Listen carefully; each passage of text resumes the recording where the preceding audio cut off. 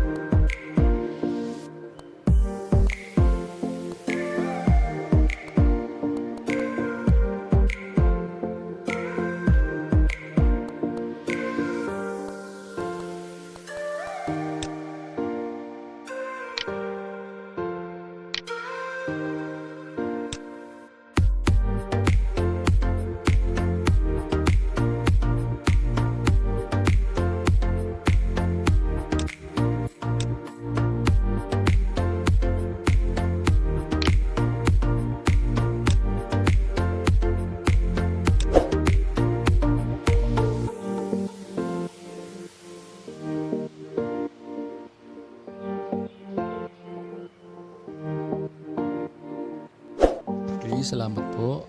Sana po makadagdag kaalaman po to sa inyo. Thanks for watching.